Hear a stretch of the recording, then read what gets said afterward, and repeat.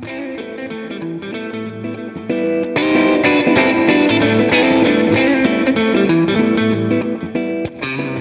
everybody, my name is Lon Stroshine, former public company executive turned best-selling author, coach to elite performers, and self-declared lifestyle engineer. In 2022, I made a decision that changed everything for me. I left my job as a public company executive, and I left without a backup plan, without a resume, and without a Rolodex of clients. I left with a belief that the best days of my life were right in front of me, and that they weren't going to be lived where I was standing. Since that day, my mission has become to be a champion for the best decade of your life. This podcast is here to give you the tools, the stories, and the perspective you're going to need to finally make a bet on you. We're going to talk about the hard stuff here. The conversations here will be raw and real. There are no post-edits, no do-overs, and no limits. You'll hear stories from people just like you who've made the trade, and from those who are right there in the trenches, right where you are, still trying to figure out. If you're here, you're ready to be up to something. And if you're here, you're one decision away from a radically different life. Welcome to the Normal 40. I'm going to see all of you on the podcast.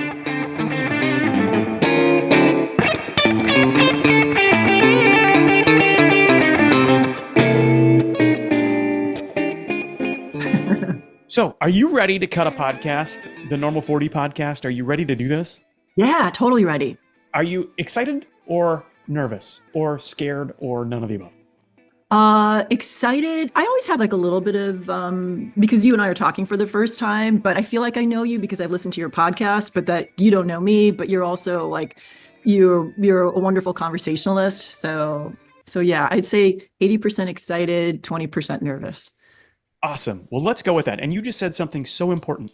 You and I have literally never talked. And in fact, I got your name from somebody who I've never met. I don't know how they got my name. Said, "Hey, you should have this person on your podcast." I said, "Okay, let's give it a whirl. Let's see where this goes." And then here we are. And I've done obviously my cursory level of, well, I have to understand who I'm talking to. And you have a little bit of a, well, no, that's poorly said. You've got a very compelling background, and we're going to get into that. And so when I read just a little bit about you, I'm like, this is somebody I want to talk to, because there's elements of real professional success. There's elements of growth. There's elements of doing really cool things. And then there's this element of failure, of falling, of what it means when the world has a wave crash on top of you that you didn't expect and you didn't know how you were going to recover from, and it's public. So, I share some of those things. So I'm like, this is a person I can talk to, but this is a person who's got a story very similar to so many people who are here. So I can't wait to dig into this and just see where this story unfolds. And if you don't mind, I'm going to start the conversation right here. Tell me what was going on for you, Laverne, when you were in the third grade. Oh, yeah. Okay. So third grade, I was at Hinsbrook Elementary School. I don't remember my teacher's name. I was living in a suburb of Chicago called Darien. I had great friends, stable home environment. I come from a lower income family, but at that point in third grade, things were financially stable. Like both my parents were working at that point. So that was a big shift in terms of the family dynamic, where stress levels weren't quite as high because we weren't going to be losing our home.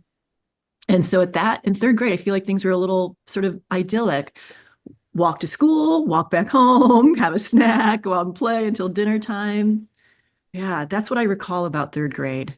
And did you have siblings? Older brother, older sister. All right. Did they pick on you?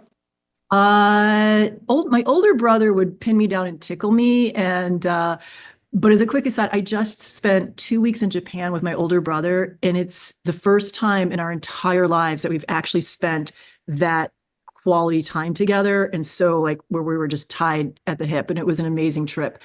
My older sister, she has been my mentor. She taught me how to read before I went to school. She basically taught me everything. She was and still is an important touchstone in my life. Let's fast forward now through high school. Tell me what you were into in high school. It's sort of like, what wasn't I into in high school? I've always been a joiner.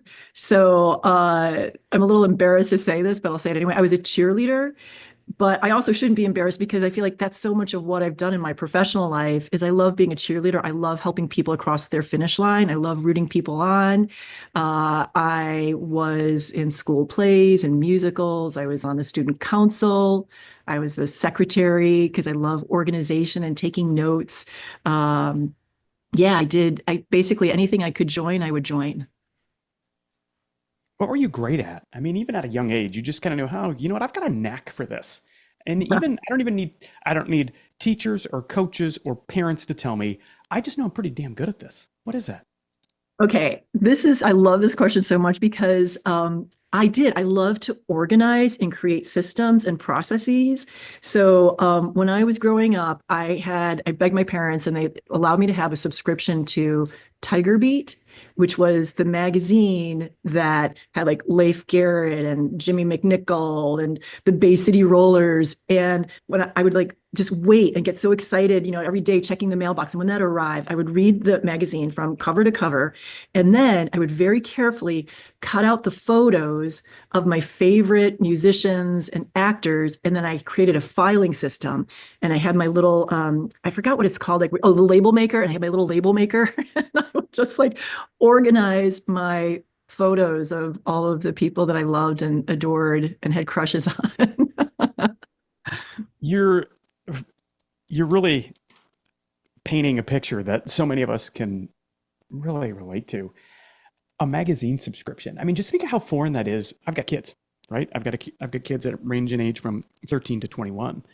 And even my oldest, 21-year-old, she never had a magazine. She never asked for a magazine subscription. But I remember having a magazine subscription. I'll tell you, my skill sets were never to organize and make process. To include this podcast has nothing to do with organize and make process. But that's me just finally stepping into the fact and owning it, because so much of my life, that is what I was expected to do, is to organize and make process. And I did it, and I could do it, but man, it did not light me up. It pulled things from me. So for you to know at just such a young age that you can organize, make process, and then to tell a story about your magazines, and probably you did that, if I had to guess, while listening to a mixtape that you had spent 2 or 3 weeks waiting so that you could hit record and play at the same time to get the exact song that you wanted, because you couldn't afford $7 to go buy a cassette tape. Are you kidding me? That's ridiculous. The other thing, just you made me flash on this memory of like I love music, and I would meticulously write down the lyrics, and so I'd constantly like take the little needle and like put it back again, be like, what did they say? And then I would recopy the lyrics into a notebook where like those were all neat and didn't have all like these scratch outs and everything.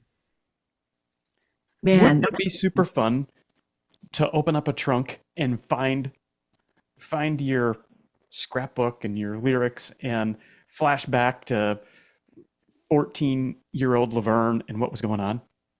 oh my gosh, it's okay. I I I love journaling, and I've been journaling since I was like in fifth grade. And several years ago, when I was going through a darker time in my life, I decided to do an audit. And it started with going back and rereading all of my journals from the time I was in fifth grade so I could start to get a sense of like, who am I? What happened to me? Like, what's my role and where I am at this moment in time? And wow, okay, this is so crazy. I had created stories about my life and my childhood. So, for example, like, my parents would never go to the school plays and musicals that I was in.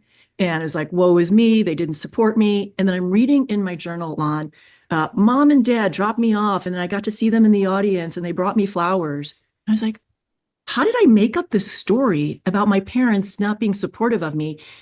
But in my own handwriting, in my own journal, like story after story after story in my journal of how my parents showed up for me. I was like, whoa, my memory is hurting me. When did that get rewritten? The story of my childhood was harder than it really was. I don't know, but I'm a gigantic Malcolm Gladwell fan, and he has a podcast that I really love. And there's a two-part podcast that changed my life, which is about memory and how memory is deeply flawed.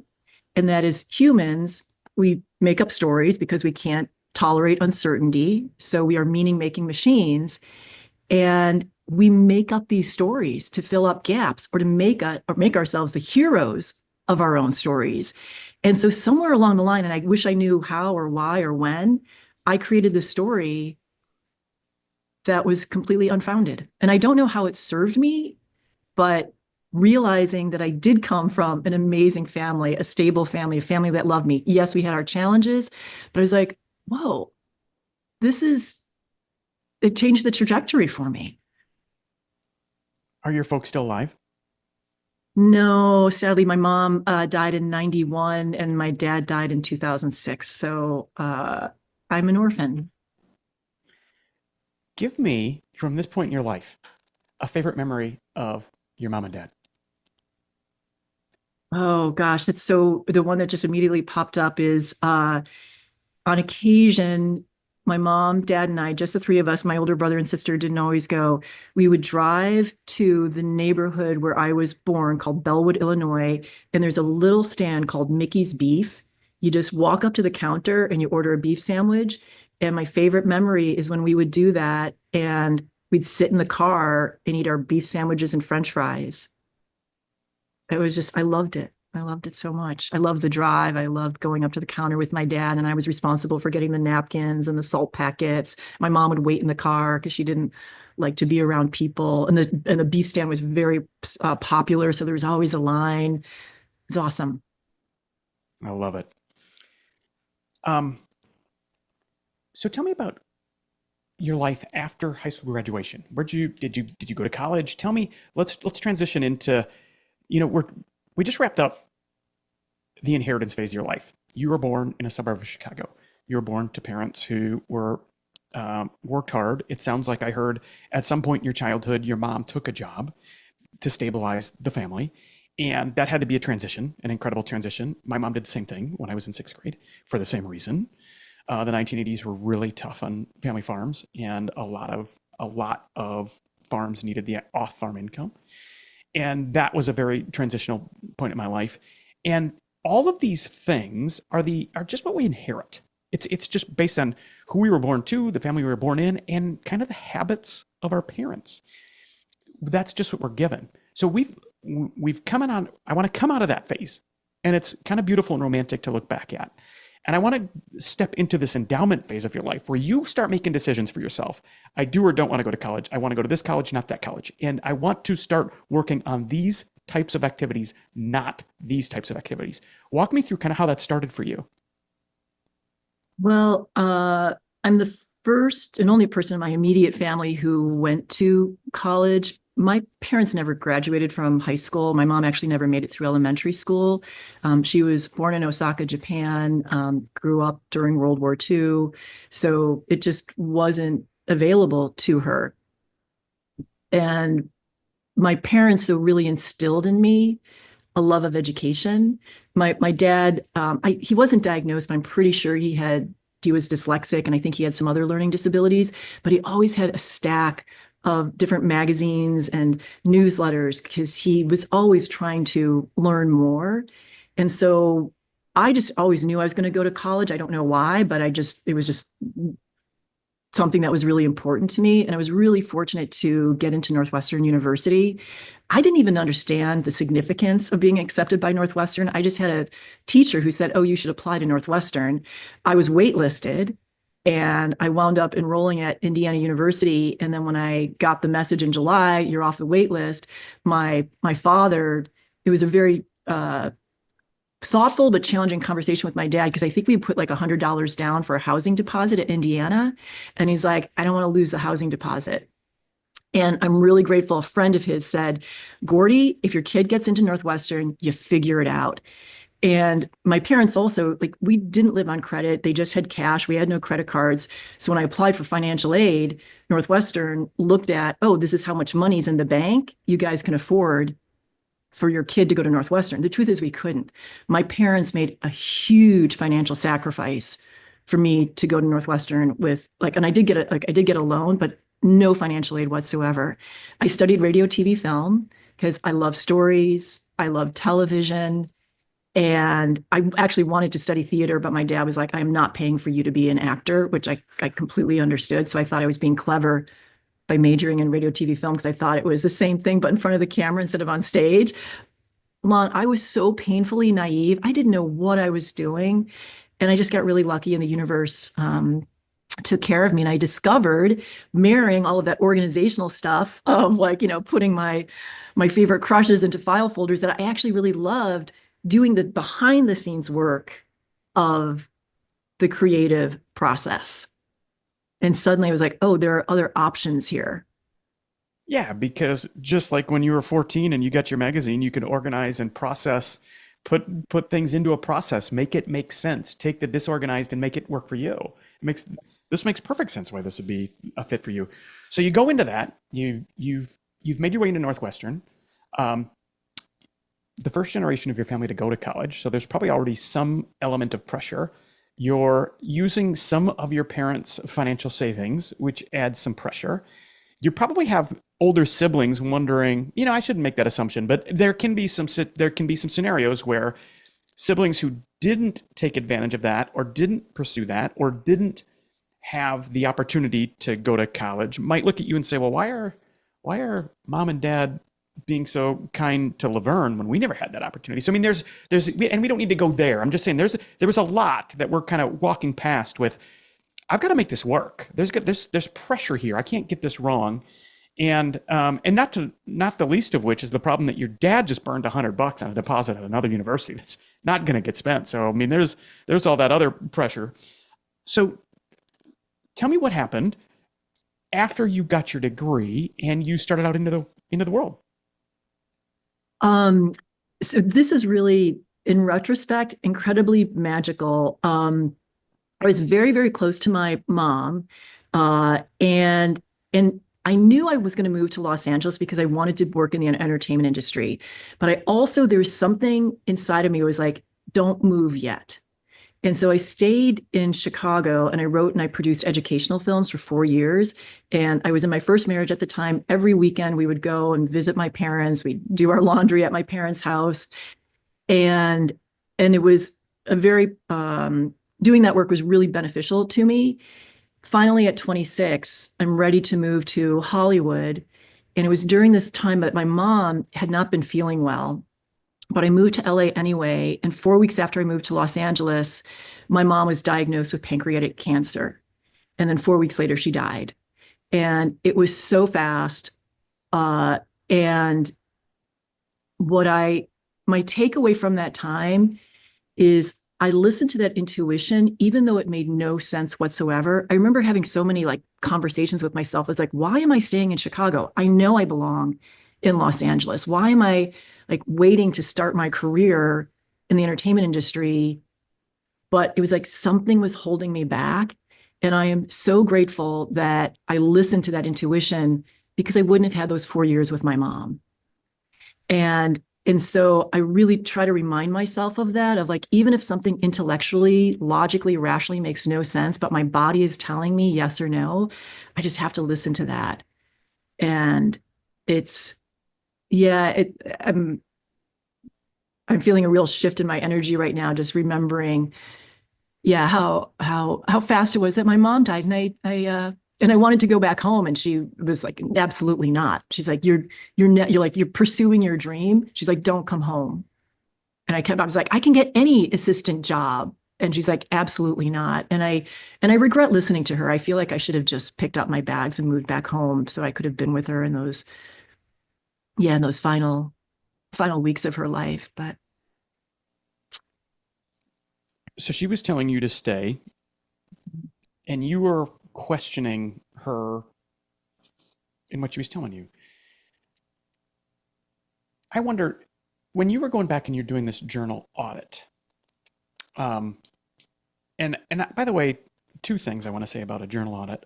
One, you only get to do a journal audit if you have a journal. So good job. And most people never go back and reread what they've written. And I talk about rambles. The whole premise of a ramble is just a couple people showing up and being really curious. I consider this, Laverne, a ramble, where I'm just learning a bunch about you, and we're just going to go deep and see where the conversation goes. But the most beautiful part about a ramble really is that if you can return to it, if you can remember it enough to return to it, and to use it again in the future. A podcast, you can do this. This will be out there. And for the rest of your life, you'll be able to come back and grab this podcast. Well, you had a journal that for every day you bothered to show up and write in it, you can on this day go back and grab it and you can reread your ramble. You can rediscover it. You can rediscover who you were then, but remind you who you are now. And I wonder, have you and do you have journaling from that point in your life that you've gone back and audited and had a reckoning with? Yeah, one of the things that I discovered through that journal audit is that there were big chunks of time when I didn't write. And when I look at that, I go, those were very painful times where I would compartmentalize because I couldn't be with the pain of what I was experiencing. And so they're very abbreviated journal entries. And that's informed me and my growth today, which is learning to be with painful feelings. It's who wants to be with painful feelings? And yet that's where, and this is so hokey and, many, many people write about this and talk about it, but it is truly where the gold is. The things that we run from are the things that control us. And so I continue to practice, and I'm not excellent at it at all, but being with those painful feelings. So yeah, I don't have a lot of writing from that time because it was like the first significant death, my first significant grief. I was so close to my mom. Why do you think she was asking you to stay? It was a complete act of love. My mom's love language was like service. It's like, that's like making us meals, making our beds, that type of thing. And I think and I think part of like her culture as well, it's like she didn't want to be, and that was a lot of the language in our family growing up, is like, don't be a burden. And so I think she didn't want to feel like she was a burden with this new part of my life and career. How do you think your life would have been different had you gone back? Had you said, you know what, LA, it's been a great 3 months or 4 months or 5 months. I'm out of here. I'm breaking the lease. I'm heading back home. What do you think might have happened differently? Because now, let's just think about this. You come back home, the place within 100 miles of probably where you would return home to is your entire life up to that point, to include siblings, to include your dad, who's now going to be alone, and the house notionally you're familiar with. I don't know if it's the same house you grew up in, but everything you're coming back to after doing the hard thing. Remember, we talked about endowment, the life you live based on the decisions you make. And at that point, took you to LA. And if you make the decision now to go back to the place where you've spent all 26 years of your life within a 100-mile radius of there, and you re-establish yourself there, and now you're not leaving a healthy mom and a healthy dad, you're leaving just your dad, who's probably going through some mourning. Do you think you'd ever made it back to LA? Yes. Great. So tell me about what was pulling you to LA and what you did when you got there. Again, this is like how naive I was. I knew enough to like talk to people, have informational interviews. I'm like, I want to work in the entertainment industry. At that point, I knew it's like, I'm not an actor. It's like, I just don't have the internal strength for constant rejection. I was like a little too fragile for that. And so at that point, it was like New York or LA. And so my very sophisticated thinking is New York is cold, LA is warm. I'll go to LA because growing up in Chicago, I did not like the cold. And so, and I'm going to put this into quotes, having moved to LA late, like all of my cohort from Northwestern, they'd all moved right after graduation. And I stayed behind because at the time I labeled myself a weenie, but, rewriting that narrative, it's like I was listening to my intuition. And so I just did what people told me. It's like, go get a job as an assistant. And if you're an assistant at one of the bigger talent agencies, it's going to give you a perch in which to really look at the industry and decide, if you don't know, because I didn't know, like, what direction do you want to go into? And then when I was an assistant at an agency, that's when I discovered this thing called development, which is helping writers develop their ideas into a commercially or critically viable project, a TV show, a movie, whatever that might be. And I was like, wait a second, I get to read and get paid for that and give feedback and get paid for that. I was like, hallelujah, that's the job that I want to do. And that's what happened next. Ah. But I really had no clue. I had no idea of what I was doing. Keep going. Keep taking us kind of through your professional journey there. Where were you working? What was the name of the company? And what were you really working on? I was working at I was an assistant at an agency called Triad that was then acquired by the William Morris agency. And I was working in a department called TV packaging, which essentially means writer has an idea, then what director do we attach to that? What piece of talent or actor or actress do we talent it? So it's all packaged up, really shiny and beautiful so that it becomes quote unquote undeniable. And a network will say, yes, we're investing in that and we're going to do that. And I left with my boss, who was an agent, to help him start up a management company. And very quickly, it was like, that was not a match at all. But he was supportive and he helped me then find a job in development. And I worked for an animation company called Klasky Chupo that most people probably know from Rugrats, very popular animated series. And I was head of development at this animation company. And we had an amazing run. And I was there for 4 years. Animation was not like, while I liked it, I didn't love it. And I really wanted to move into live action. And I was fortunate to be able to get a job at CBS, very bottom rung of the ladder. This was back when there was Saturday morning programming, which doesn't exist today. But I got my foot in the door and I was 2 years in children's programming. And again, really, really lucky. I was bumped up into primetime programming. So this is essentially, for people who are not familiar with the entertainment industry, this is like being like a little league player and then being recruited into the NBA. It's like, to make that leap from children's programming into primetime adult programming, it was unheard of. And I got to work on shows like The Nanny and Early Edition.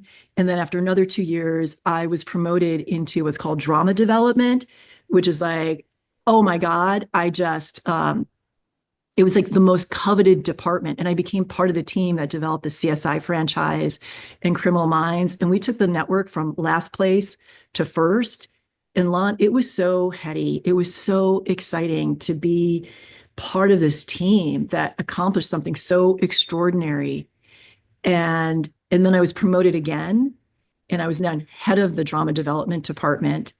And I had the highest testing pilots in network history when I became head of that department. And then I was fired. After 10 years of being promoted every 18 to 24 months, I had the rug pulled out from underneath me. I did not see it coming. I was a new mom. My husband and I, this is husband number two, we had adopted our eldest daughter 9 months earlier. And then my boss came into my office one day and said, "You're a liability." Hey, everybody. Thank you for listening to Normal 40, the podcast. If you're here, it's probably not an algorithm or an accident. If you're here, it's probably you. And if you're here, I want to invite you to try something else. 2 years ago, I launched a community called The Insider. And when I created it, I thought it was going to be a coaching community where I could come in and teach. But what it's become over the last few months is something radically different. It's a place where we hang out, where we help one another, where we support one another, where people come in really skeptical that there's really a group of people like us doing things like this, and really skeptical if there's anything out there that can be helpful to them. And what they find after only a few calls is that we're really here, we really show up, there really are people in your corner, and that if you lean into it, it can change your life. I'm inviting you to be an insider. It might be the best decision of your lifetime. Go to normal40.com and you'll find the insider, and I hope to see all of you on the inside. All right, let's hold it right there. We're going to pick up there. But let's go back the decade, 4, 5, 6 years before. Tell me about how you saw yourself in your image and what you were doing and just your resume. Tell me about how you felt professionally as you're growing up and having success after success. My identity with each promotion became more chiseled in stone. I am competent. I am capable. I knew that I had brought like a really strong work ethic. I love to learn. And so that combination, and I don't know if anyone of your listeners is ever familiar with the show MASH. There's a character in that show called Radar, who is like the number two to the commanding officer. And Radar could finish the commanding officer's sentences, could always anticipate what the CO needed next. That was my mission. I was like, I'm going to anticipate everything.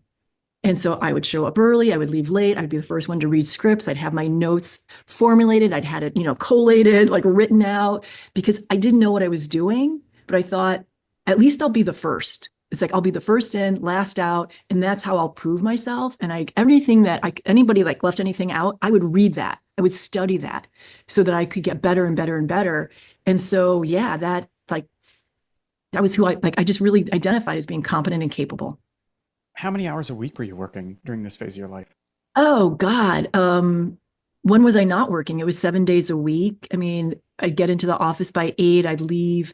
Like if I left at 6 or 6:30, it would be to have a business dinner. And then I'd come home and then I'd work from like reading scripts, catching up on stuff from 9 to 11. And then, yeah, and it was like, and then on the weekends, this like the volume of work was so enormous. So I'd be reading like 20 scripts a weekend. And part of that was analytical reads to give feedback to writers, but a big part of it was I need to know every writer out there so that when we do have a project, I can say, oh, I'm going to recommend Lon. Oh, I'm going to recommend Becky. Oh, okay, I'm going to advocate for this writer because I think they're the ones who are going to really be able to find and meet the full potential of this property.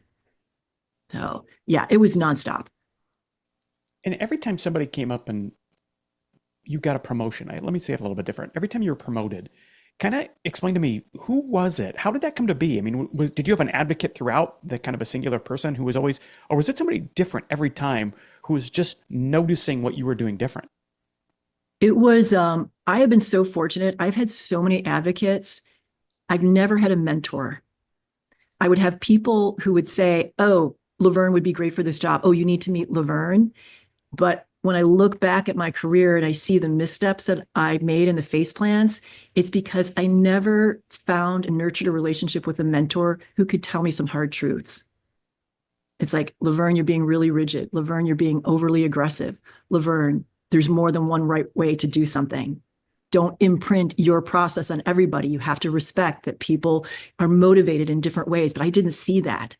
And so every promotion I got, I had a very strong advocate who was moving me forward and really, putting a spotlight on me. But it was a different advocate in each situation.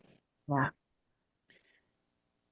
And what was it? What was the thing that you think, I mean, to have a new advocate every time means you are leaving an impression every time. And the impression you're telling me is it's the one that you just outworked everyone. And maybe I know that's true because that's what you told me, but what else was it? What else was it that they saw in you that every 18 months you were moving up? I got a great piece of advice when I got my job at CBS. I asked one of my college, I don't even call him a buddy, but we knew each other. And he was a prominent creative executive. And I was like, hey, Craig Erwick, I'm just going to shout him out right now. Craig Erwick, who's now the head of ABC and Hulu. And he was a mid-level executive at Fox. And he took me out to lunch. And I was like, okay, I have my job at a network. I was like, what do I do? And he said, and this is a piece of advice that I hold to my heart always. He's like, say what you do what you say. If someone sends you a script and you've got a pile of 150 scripts, say, I don't have a lot of bandwidth. I promise I will get back to you within 2 months. I know you don't want to hear 2 months. You'd rather hear that I'm going to get back to you on Monday, but I promise you. And he's like, and then hold your word. And so I took that advice so much to heart because I mean, every industry is about relationship building. And so that's how I built relationships, was to try to be as honest and direct and straightforward, which is, and again, I can't say I'm 100% about this, but maybe I was 50%, which was higher than most people, where it's like, Lon, I read your script. It doesn't really fit our mandate, but I think you're a really good writer. So, I'm going to track you for staffing purposes to write on someone else's TV show. Or, Lon, wow, this is an incredible idea. It doesn't fit our mandate, but I love it so much. Let me go talk to the bosses about it. I'm not optimistic, but let me give it a shot. I did it. They said no. Come back next season with something that fits this target. And so that's what I really tried to cultivate, of just being a person of my word. Okay. Um, I want to fast forward now back to this place that we left off a little bit earlier. This place of I've been promoted couple of every 18 months, and I am having more success than I thought possible. I am having more success than what the people back in Chicago probably ever thought I would have when I went to college, got this crazy little degree, and I moved out here and I'm living it. And I'm associating with people who are household names, and I'm working on projects that maybe, just maybe, become network television shows. That's pretty fantastic. And in that grind and in that climb, I'm wondering, just before this moment that I want to get to next, in um, the year before your boss came in and set you down for this awkward conversation, how many days of vacation had you taken in that year, if you had to guess? Oh, well, I feel like I did take vacation, but it wasn't a real vacation because I'm bringing all my work with me. So it's like, yeah, I mean, So then tell me this, how many days of being present with your family, which you told me you'd adopted a child by this point. How many days of presence did you have with them? Full days. zero. So now let's go to this awkward conversation with your boss. And I want you, we know that during the day, you get delivered news that you're no longer needed here. But walk me through that day and the morning, how you thought it was going to go. And I really want to know what was going on in your mind when your boss said, "Hey, I need a few minutes of your time today." Just walk me through everything you can remember about that day. Um, it was I feel like it was like an average day of just like showing up, getting ready for the day. And I remember my boss walked into my office and she had a look on her face. It was like, oh, something's wrong. And I thought that maybe it was like, oh, a deal that we're negotiating is going south. But I don't remember exactly what she said to start the conversation, but it was like, oh, she's not mad at something that's happening. She's really upset with me. And and I wasn't fired in that moment. It was actually a very long, uh, extremely painful process. And I remember as she was talking, I was confused because 3 weeks earlier, she and I had had lunch together, talked a little bit about the upcoming year, and she didn't give me any negative feedback whatsoever at that lunch. And then we even went shopping after that lunch, and I helped her buy a new suit for a press event that had been coming up. So it was all very friendly. And one of the things that I've learned about myself over the last couple of years is that I'm a I'm codependent, and it's also part of what I'm learning about my previous work relationships. I was in a codependent relationship with my boss. I mean, if we go back to that, like me describing myself as Radar from MASH, where I would constantly be anticipating, what do they need? I'm going to fill that need before they need to. That's codependency. And so in that moment, when she's telling me that I'm a liability, my first thought was, she's in pain. She's not happy. I need to take care of it. And so I offered up, I said, okay, me being a liability to you is not good. Let's, we can have, business affairs, contact my attorney, and we'll settle out my deal. And she's like, no, that's not what we're doing. However, you are no longer returning or making phone calls. You are no longer taking meetings. You are no longer reading material. Essentially, I was just to come into the office and sit at my desk and do nothing. And I remember being poised. And then I left the office, got in the middle of the day, highly, highly unusual. I got into my car. I drove a couple blocks away and I pulled over and I called my husband. And I was like, I think I've just been fired. And my husband is amazing. He was very zen and grounded. He validated the craziness of the situation of being told I'm a liability and then stripping me of my responsibilities, but not firing me. There was no like personal improvement plan. There was no like, you need to do this in order to uh, be considered, as part of this executive team. And so my husband was like, who can you talk to? And so I called someone from outside of the company and I went to his office and I said, this is what happened. He called my boss and he's like, I just spoke to Laverne. She says that you just fired her. And my boss was like, oh, no, not at all. So it was a real like gaslighting situation. And I was scheduled, you asked about vacation. I was scheduled to go on a vacation to visit my dad in Illinois with my husband and my daughter, who was, 9 months into the family. Got to Chicago like a week later to have this vacation that had already been scheduled. And in those first couple of days that I was there with my dad, he was diagnosed with terminal cancer. And so what I think happened was they were preparing to fire me, but I took family leave to be with my dad while he was dying. And then it was a couple months later, after my dad had died, that I was officially fired. It was the most, and I'm going to confess something here that because the work that I do is about professional heartbreak and career grief. My father was dying, Lon, and all I could think about was how do I get my job back? How do I make my boss happy? I'd be listening to his death rattle and I'm looking at emails from my boss going, okay, what do I really think she meant here? How can I respond to this so that I can be back in her good graces again? I don't want anyone to ever experience what I experienced because of a career setback or professional heartbreak. I was grieving my job, but I had no idea that that's what was happening. When your boss told you that you were a liability, what was she saying? What did she even mean by that? She did reference that there are a couple of upper level writers that we had worked with that had complained about me, that weren't happy with how I was interacting with them. But the term liability, that suggests danger, um, not underperformance. Yes. And so if she's using the term liability, what was she trying to deliver here? I don't know specifically. The thing that I can imagine in my mind is that, again, all industries are like this, but entertainment, it's about relationships. It's so competitive. And so if I have a relationship with you, Lon, where I can say, don't go to ABC, don't go to NBC, come to CBS.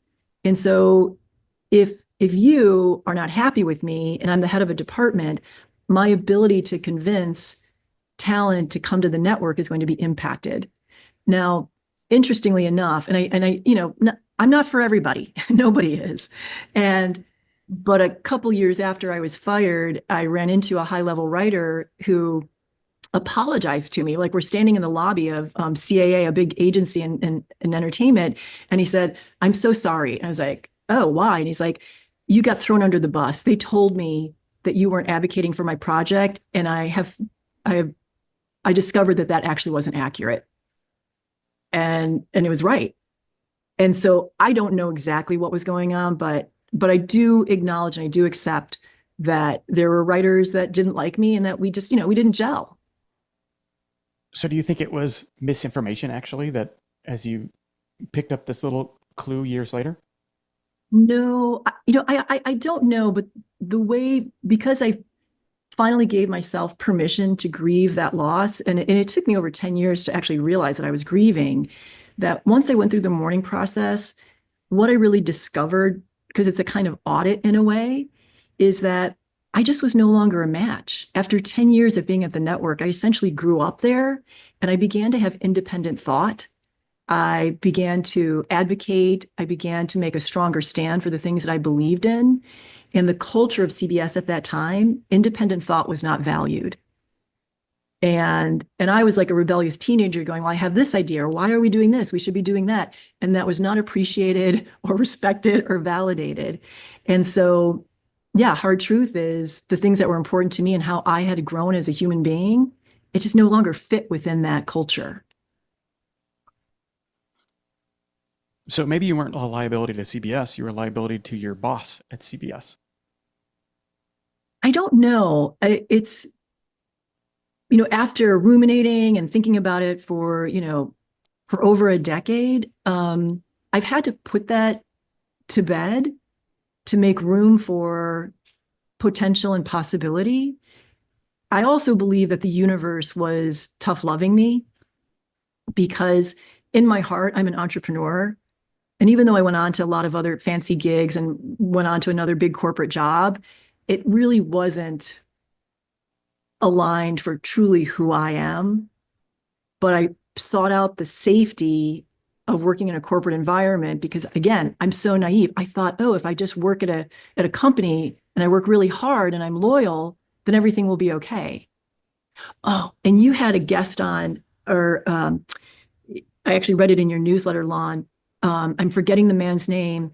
He said what I thought I was being loyal, but I was obedient. And that was the hugest epiphany for me when I reflect back on my time at CBS. I wasn't loyal, I was obedient. And that was part of the codependency. And so I needed the universe and my boss to be like, you don't belong here anymore. And the truth is I didn't. But I couldn't see it for myself. So in the weeks after your dad's funeral, what did you do?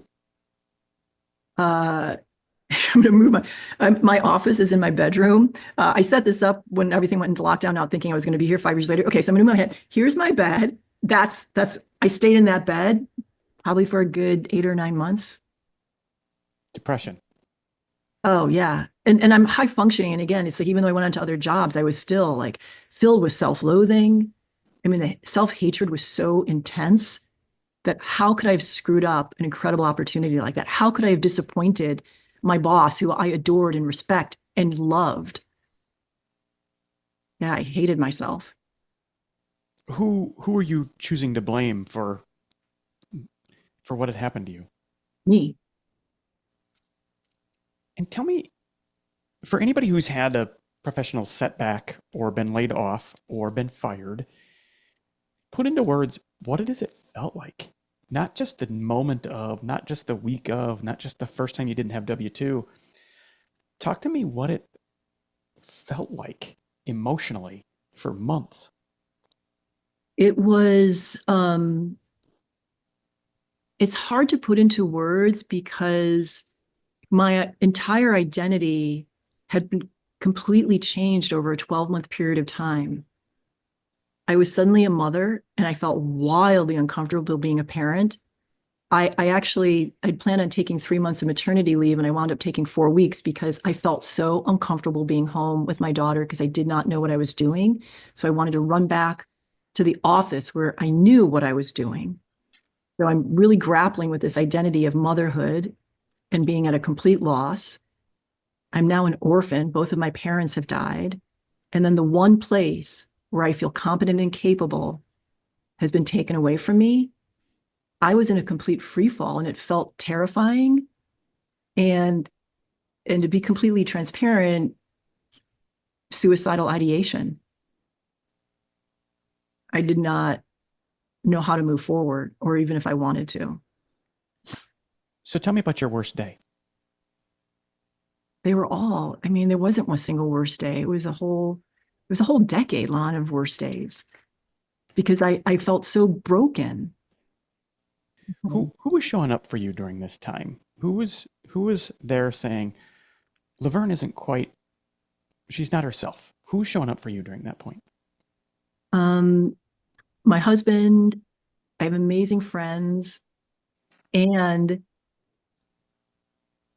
I couldn't engage with them because I hated myself so much. I did not feel worthy to be in a relationship with anyone because what could I possibly offer since I was someone who now had this identity of being fired? And so, and I feel really bad about this, but I ghosted people. I mean, people would reach out, but I just couldn't because I knew they're going to say, "How are you?" And I couldn't pretend. And so it's like, and I don't want to get us off topic, but that's part of my training as a woman and a woman in corporate America is that I can show up in two ways. I can be happy and I can be accommodating. If I'm angry, upset, confused, lost, frustrated, those are not acceptable emotions for a woman in corporate America. a man who's angry in corporate America, it's like, ooh, wow, he's strong, he's tough, he's vital. Wow. A woman who shows up angry, wow, she's called a lot of really horrible names and she's displeasing and she's unlikable. So I, having all of these emotions that were displeasing to others, I couldn't put that on other people. And going back to my mom, I could not be a burden to others because of all of the emotional heaviness that I was holding. I wasn't going to dump that on other people. Hey everyone, thank you once again for listening to Normal 40 the podcast. Look, there's a reason why this podcast is going to get downloaded thousands of times. And there's a reason why thousands of people show up to what I write and what we share. And there's a reason why hundreds of you join me on The Insider. The Insider is a community that I thought was going to be a place for me to show up and teach and coach. But what it's become is a fan base for people who are ready to get started. It's a place to connect to the people you're going to need for the best decade of your life. And it's the most affordable community, most valued community that I can offer. And I show up in there at least twice a month. And we do live events and have special guests. And I even record podcasts in there from time to time. So look, go to normal40.com, join the Insider, check it out for yourself, and do yourself a favor. Let's be up to something. All right, I'm going to get back to the podcast. Was there a moment when it started to change? We know the moment. We can always articulate the moment when it changed for the worse. It started when your boss walked into your office and said, "Don't return a single phone call. You've become a liability," and you were confused. That's where it started, the pendulum swinging the other way. And then you said you spent a decade going through the shame, the shame of that lost identity while being confused about the identity you'd picked up of being a mom and an orphan, and being somebody who could be fired. That is an identity to you. But then the pendulum swings so far that way, and there's another moment where something happens and it changes again. What was that moment where you kind of got your arms around things for the first time and can articulate what's going on, and it was the end of the worst days? Yeah, I do have that moment. I can feel that, where the image in my mind is I'm in free fall and I'm not hitting bottom, but everything feels out of control. And in my mind's eye, I can see myself going, I'm in free fall, but I have two arms. I can reach out. And I have this image of like reaching out and grabbing just like a branch or a vine.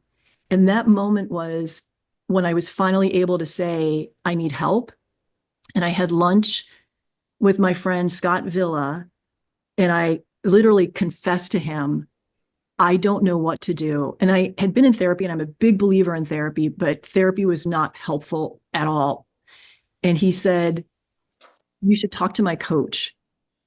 And what came up in my head at that point was like, well, I work out, but I'm not really an athlete. and I was like, I'm not a sporty person. And Scott was like, she's not that type of coach. She's a life coach. And I was like, I don't know what that is, but I'm so desperate. And I feel like I don't know where to go. And I met with this woman, Mona Miller, so kooky, no credentials, no training as a coach. And she saved my life. Tragically, 7 months after we were working together, she died in a car accident. You're going to make me cry again, Lon, second time on this podcast.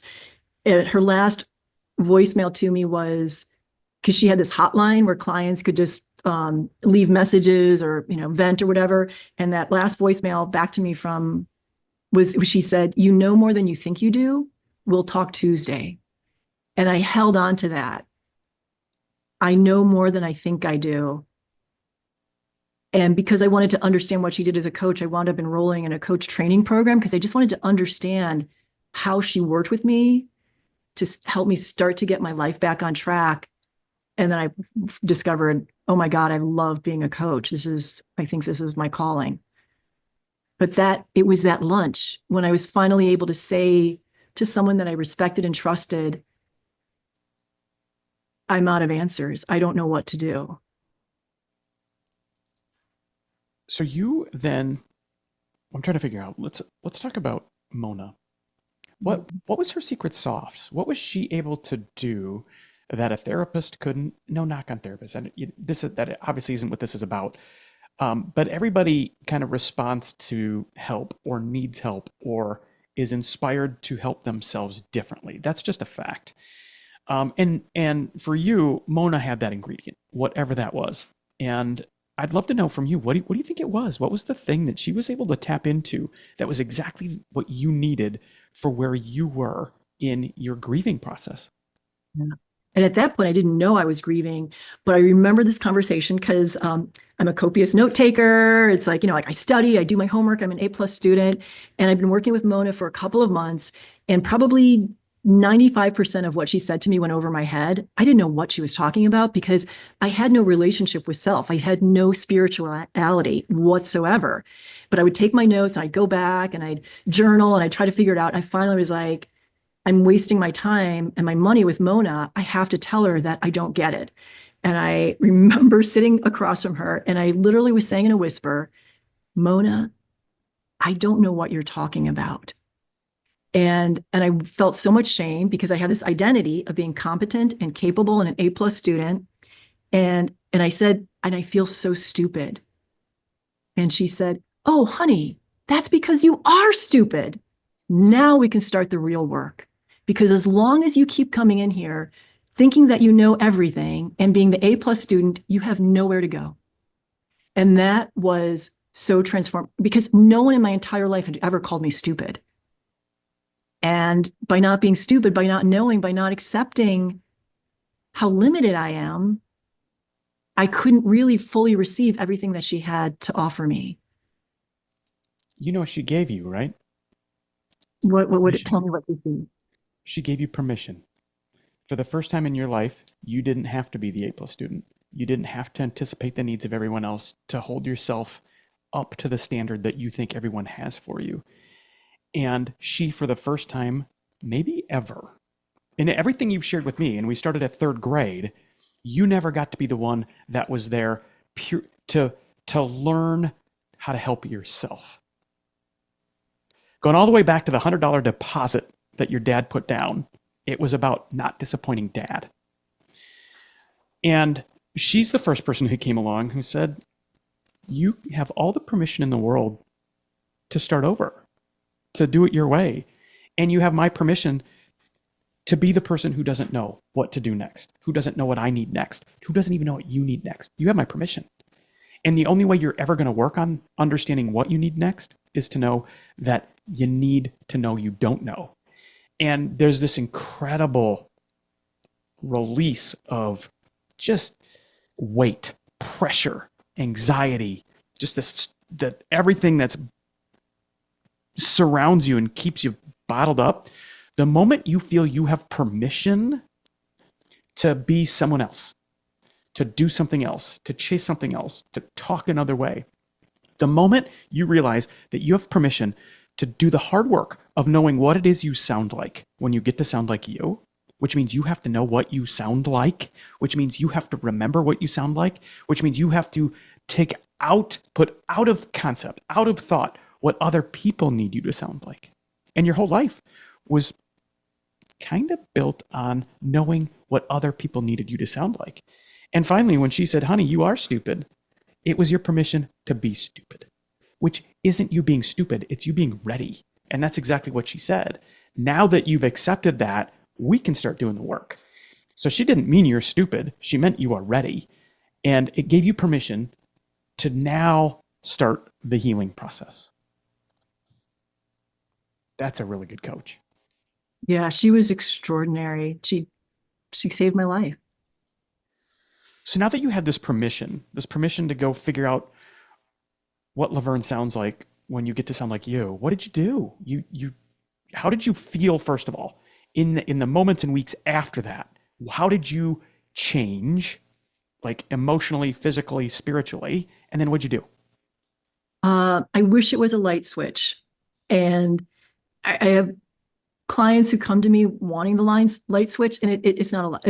I rarely see the light switch. We have these epiphanies, but then it takes time because, at least for me and most of the people that I work with, we're then breaking decades of patterns, belief systems that we have internalized and become part of our DNA. So we started like dismantling my belief system. I actually, that's not totally fair because there are some beliefs that I was like, oh yeah, that does serve me, but I had so many beliefs that didn't serve me. And this might not be something that your listeners want to hear, but it took me several years to really be able to metabolize the things that Mona was teaching me because I had to make so many fundamental changes. But it allowed me to be able to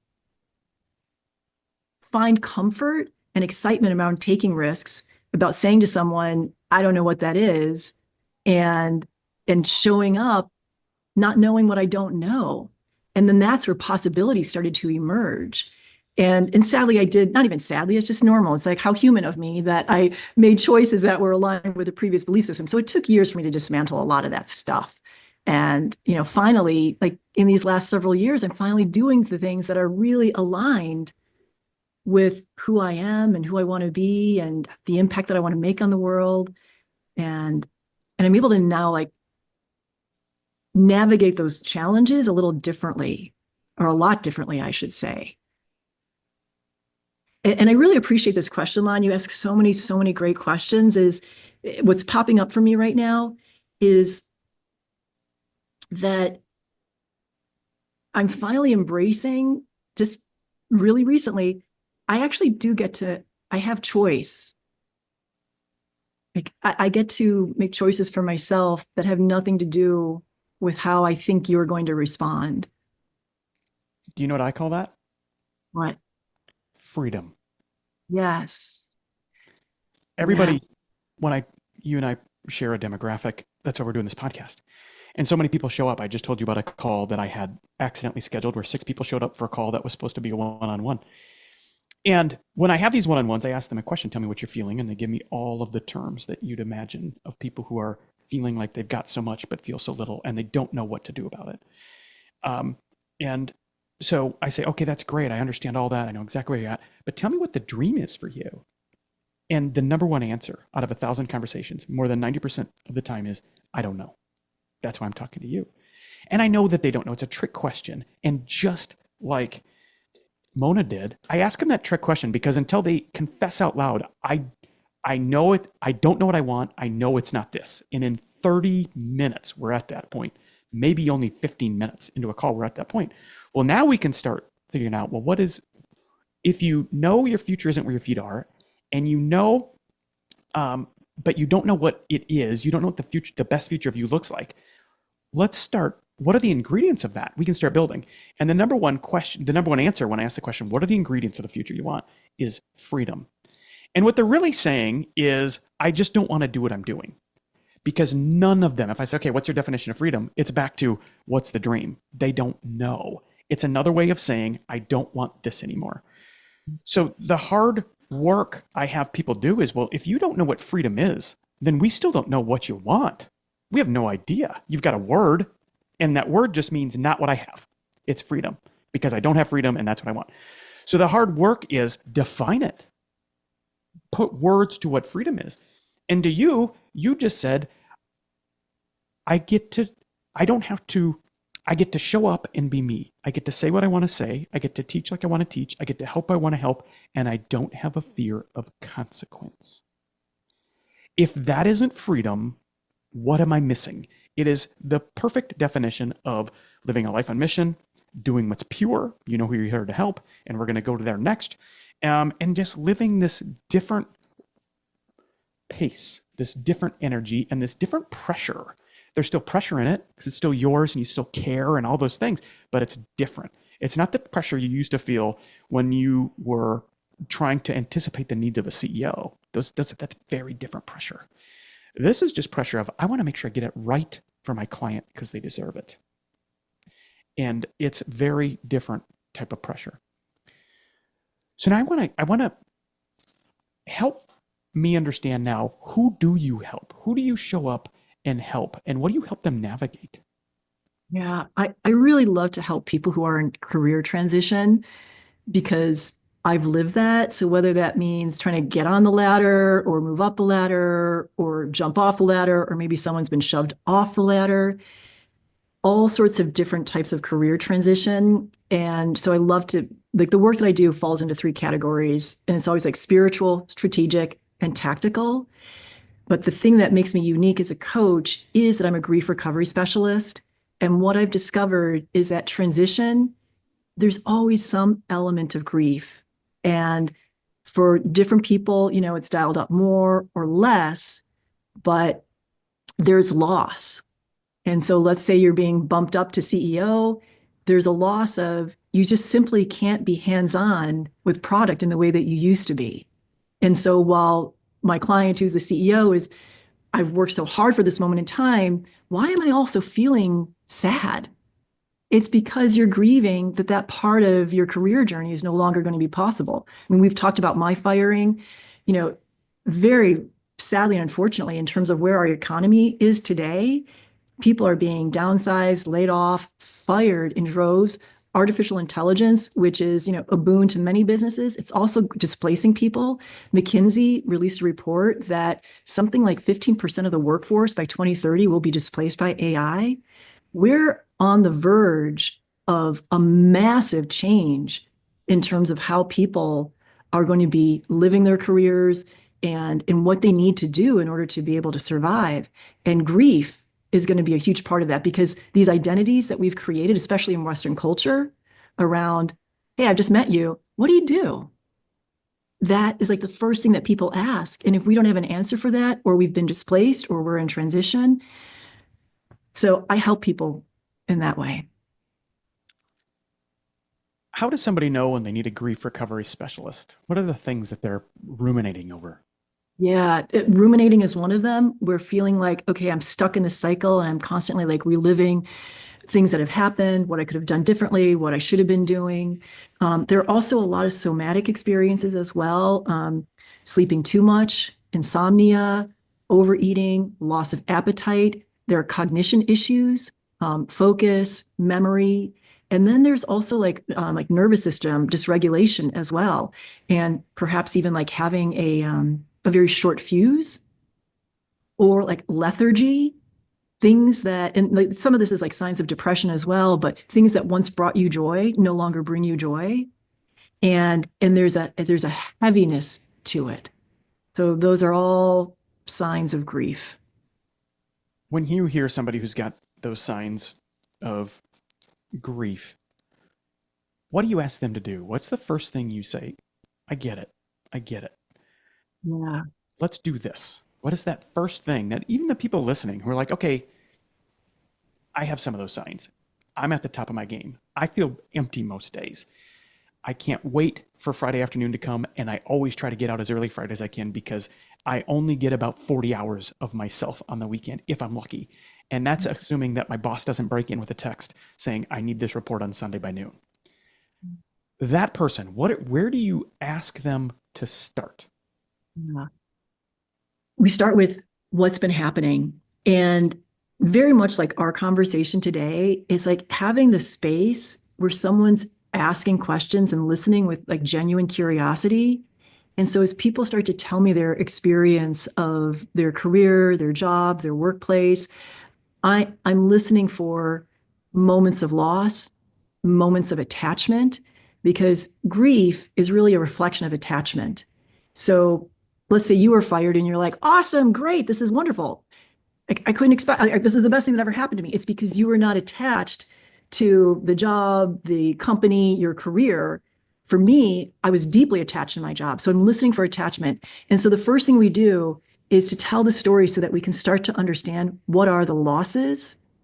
And then we identify what are the visible losses and then what are the hidden losses. So the visible losses are the things that you can see. I lost my title, I lost a paycheck, I lost benefits, I lost my community, I lost my company. But underneath that, that's what we're really looking at, which is I lost my dream. I lost my sense of belonging. I lost my confidence. I lost my esteem. I lost my identity. And that's where we really start to give permission to mourn. And we unpack that. And then we create a ritual in order to have a good goodbye. And so, for example, one of my clients basically like took their resume and burned it.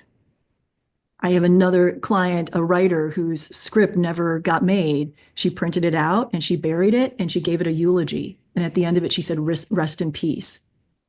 The, the thing about grief is it's actually not something to get over or to get past or get onto the other side of. The mourning process is about integrating the loss into our lives because it's not going to go away. However, by integrating it and finding the meaning of that loss, that allows us to return to wholeness. I think I could not agree with you anymore. I coach something very similar. I just use different words, but it's the exact same thing. And in a book I'm writing right now, I've got an entire chapter dedicated to what I call the second resume.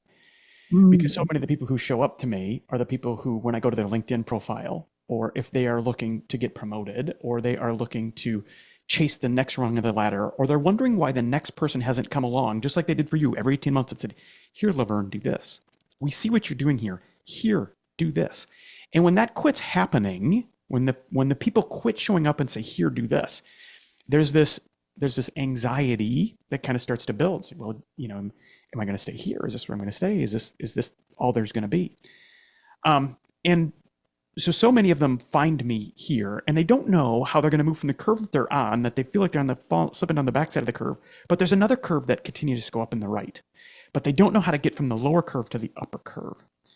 And one of the chapters in my book is, what is on your second resume? What are all those experiences on your second resume?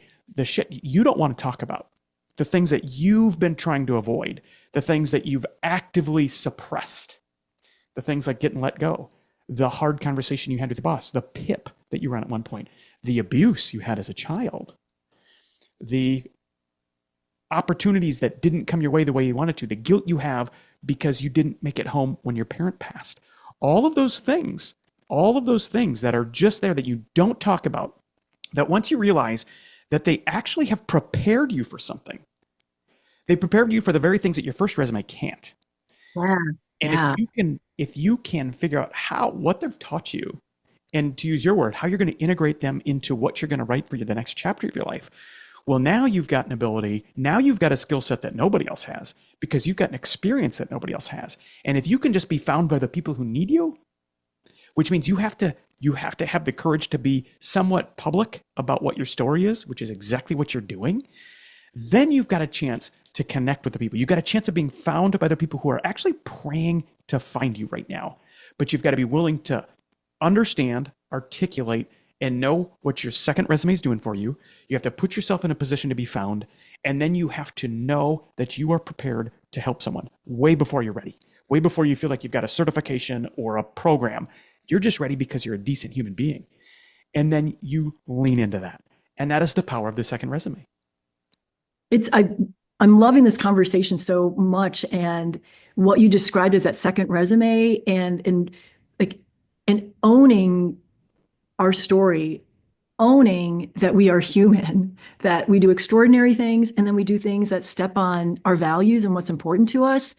And not to create a story about who we are as a result of stepping on those things. I mean, I love that. And it's like, yes. And then we can be a magnet for the right opportunities and the right people to help us return our gifts to humanity. I mean, it's beautiful what you're doing. Yeah, I mean, that's what we do with our first resume. How many resumes did you send out, me too, saying, I was an executive at CBS, you should hire me at insert name of company here, and all the things you're proud of, all of your accomplishments. That's a resume. Why not do the same thing with your second resume for this phase of your life to connect with the people who actually need who you are, where you get to sound like you when you sound like you and do it free of fear of consequence, freedom. And so we're a long ways away from it, but everybody I've talked to who've done it, to include you, articulates to me that this is the most on mission they've felt in their entire life. This is the work they've been prepared to do. And I'm seeing you shake your head. Yes. Like, yeah, this is this is the best work of your life. This is what you've been prepared to do. I want you to tell me how people can find you. Oh, thanks, Lon. Two places. The primary one is on Substack, and I recognize not everybody is on this platform, but I love it. It's just Substack, Laverne McKinnon, or Moonshot Mentor, or just go to my website, Laverne McKinnon. What I love about Substack is it's an incredible community. And so when someone becomes a subscriber to my Substack, I do things like co-working sessions. I do Zoom workshops about career grief and career transition. And yeah, just lots of what I'm just going to call goodies in terms of meditations that help people with this, tender and exciting moment in their lives. All right. Well, Laverne, is there anything else you want to share with everybody who's here, and anything else we need to know about you and your journey, and before we sign this off? I feel like I've just had an amazing coaching session. I've been coached, so thank you. What a gift to be able to see some things through a different perspective and learn some things about myself. And I wish I could have asked you a gazillion questions. Someday I'll have a podcast and you'll come be a guest. Yes, consider it done, but invite me to be a guest in one of your Substack Zoom calls. Okay. Okay. I'll come ramble with a good group of people who are just on their journey. Those are people I love to ramble with anyway. Awesome. Will do. All right, Laverne, thanks for being here. Thanks for being you. I will put all of your contact information in the show notes, and I will see you on the next page.